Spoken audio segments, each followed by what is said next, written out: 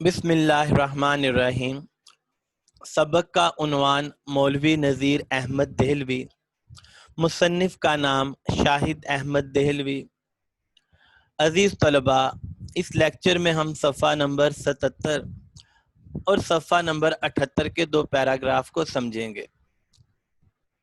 مولوی نذیر احمد دادا تھے، شاہد احمد دہلوی ان کے پوتے تھے۔ مصنف یہ بتاتے ہیں کہ میں نے آخری بار مولوی نذیر احمد کو اس وقت دیکھا جب میں 5 سال کا تھا۔ ہم 3 بھائی تھے، ہمارے ساتھ ابا تھے اور ہم حیدرآباد دکن سے دلی آئے۔ شاہد احمد دہلوی کے والد گرامی کا نام بشیر الدین احمد تھا۔ بشیر الدین احمد حیدرآباد دکن میں کلیکٹر کے عہدے پر کام کرتے تھے اور وہ حیدرآباد دکن سے دلی اپنے والد مولوی نذیر احمد سے ملنے کے لیے کھاری باولی کے مکان تک گئے۔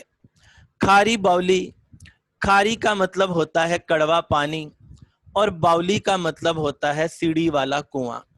تو سب سے پہلے وہ مکان میں داخل ہوئے اور ڈیوڑی یعنی گیراج سے گزرے، پھر صحن میں آئے اور اس کے بعد دالان یعنی برآمدے میں داخل ہوئے۔ یہاں ہم نے دیکھا کہ ایک پلنگ ہے، اس میں ایک بڑے میاں ہیں اور ان کی سفید داڑھی ہے اور ان کا کنٹوپ ہے۔ کنٹوپ جو ہے ایسی ٹوپی کو کہتے ہیں کہ جو کانوں تک آئے۔ تو ہم نے یہ دیکھا کہ بڑے میاں جو ہیں وہ پلنگ پر بیٹھے ہیں اور مجھے ان کی سفید داڑھی اور کنٹوپ یاد ہے۔ تو ہم نے یہ دیکھا کہ کمرہ نما دالان میں ابا اور بڑے میاں کی ملاقات ہوئی، دونوں ایک دوسرے سے لپٹ گئے اور دیر تک روتے رہے اور ہم حیرانگی سے یہ منظر دیکھتے رہے۔ اس کے بعد ذرا بھڑاس نکلی تو ابا نے یہ کہا کہ چلو دادا ابا کو سلام کرو۔ ہم نے دادا ابا کو سلام کیا، انہوں نے ہمیں پیار کیا اور ہمیں ایک ایک اشرفی دی۔ ہم نے اشرفی لی، ہم نے ایک سکہ لیا اور اس کے بعد پھر ہم کھیلنے کے لیے باہر چلے گئے۔ اس کے بعد انہیں دیکھنا نصیب نہیں ہوا۔ مولوی نذیر احمد کو زمانہ سازی نہیں آتی تھی، انہیں زمانے کے ساتھ چلنا نہیں آتا تھا۔ سچی بات کہنے میں وہ نہیں شرماتے تھے، سچی بات کہنے میں وہ نہیں گھبراتے تھے۔ کہتے ہیں کہ سچ بات کہنے میں 2 آدمیوں کی ضرورت ہوتی ہے، ایک وہ جو سچ بولے اور دوسرا وہ جو سچ سنے۔ تو مولوی نذیر احمد جو تھے انہوں نے حیدرآباد دکن میں جب ملازمت کی تو بڑے بڑے عہدوں پر کام کیا، لیکن وہ کسی کو اپنے اصولوں کی وجہ سے، اپنی سچائی کی وجہ سے وہ کسی کو خوش نہ رکھ سکے۔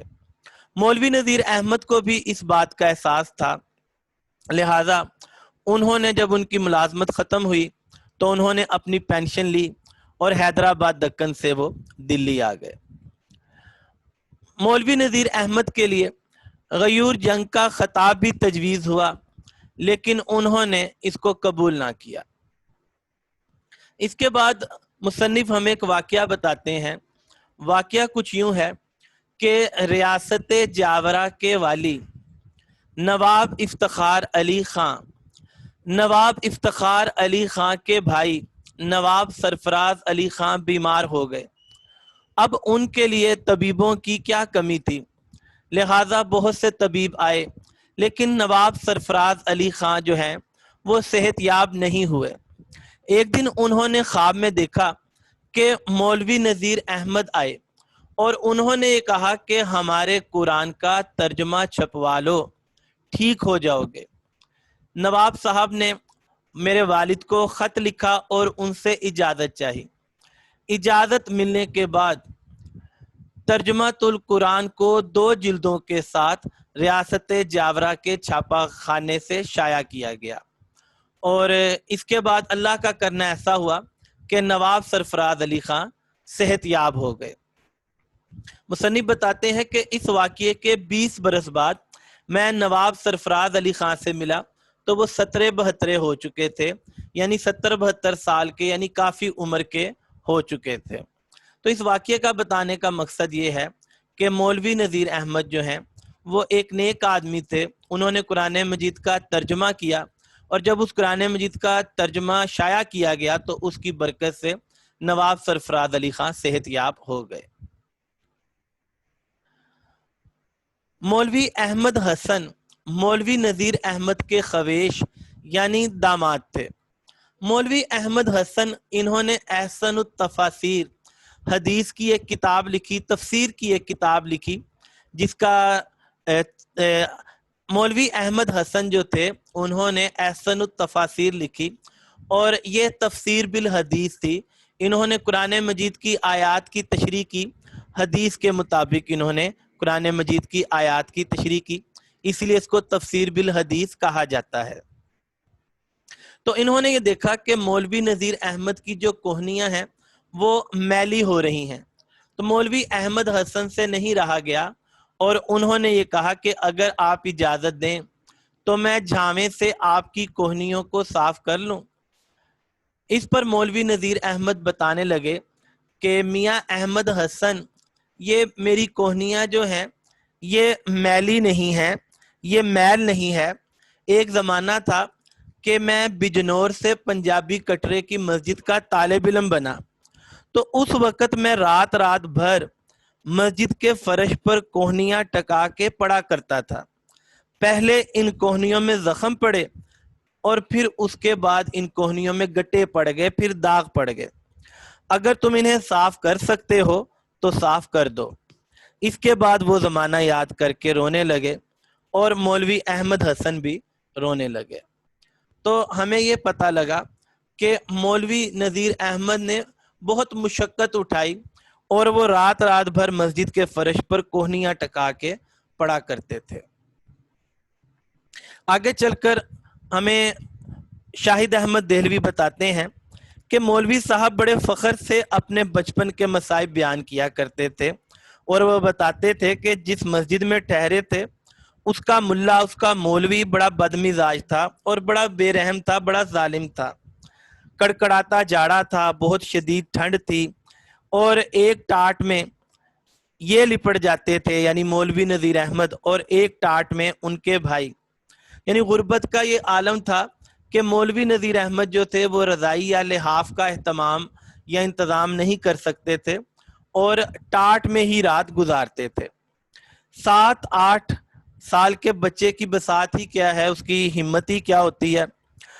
صبح اگر آنکھ نہ کھلتی، سویرے اگر آنکھ نہ کھلتی، تو مسجد کا ملا آ جاتا اور ایک لات رسید کرتا، یہ لڑکتے چلے جاتے اور صف بھی بچ جاتی۔ تو علم کو حاصل کرنے کے لیے مصیبتوں کو، پریشانیوں کو برداشت کرنا پڑتا ہے، جس کے نتیجے میں پھر عزتیں ملتی ہیں۔ مولوی نذیر احمد نے بھی ان مصیبتوں، پریشانیوں کو برداشت کیا، اور انہوں نے پھر عزت کو حاصل کیا۔ جو علم کی مصیبت برداشت نہیں کرتا اسے تمام عمر جہالت کی ٹھوکریں برداشت کرنی پڑتی ہیں۔ اس زمانے میں ایک دستور تھا، اور وہ یہ کہ محلے کے گھروں سے جا کر روٹی مانگ کر لانی پڑتی تھی۔ دن اور گھر بندھے ہوئے تھے، دن اور گھر طے تھے کہ اس دن فلانے صاحب کے گھر سے روٹی آئے گی، اس دن فلانے صاحب کے گھر سے روٹی آئے گی۔ انہی گھروں میں سے ایک گھر مولوی عبد القادر صاحب کا بھی تھا۔ تو روٹی کے سلسلے میں جب مولوی نذیر احمد وہاں جاتے تھے تو ان سے اوپر کے کام بھی لیے جانے لگے، جیسے چلو بازار سے سودا سلف لاؤ، چلو یہ مسالہ پیسو، یہ لو بچی اس کو بہلاؤ۔ اب وہ جو لڑکی تھی، وہ جو بچی تھی، وہ بڑی ضدن تھی، ان کا کولا توڑتی، ان کی کمر توڑتی، ان کو مارتی پیٹتی۔ ایک دفعہ یہ مسالہ پیس رہے تھے کہ اس بچی نے مرچوں کا بھرا ہوا ڈبہ ان سے چھین لیا اور ان کے ہاتھ کچل ڈالے۔ قدرت کی ستم ظریفی دیکھیے، قدرت کا بھی مذاق دیکھیے کہ یہی لڑکی آگے چل کر مولانا کی بیوی بنی۔ تو قدرت کی یہ ستم ظریفی دیکھیے، قدرت کا بھی یہ ظالمانہ مذاق دیکھیے کہ یہی بچی جو تھی جب بڑی ہوئی تو مولانا صاحب کی بیوی بنی۔ تو بچوں اس کے ساتھ ہی یہ لیکچر ختم ہوا۔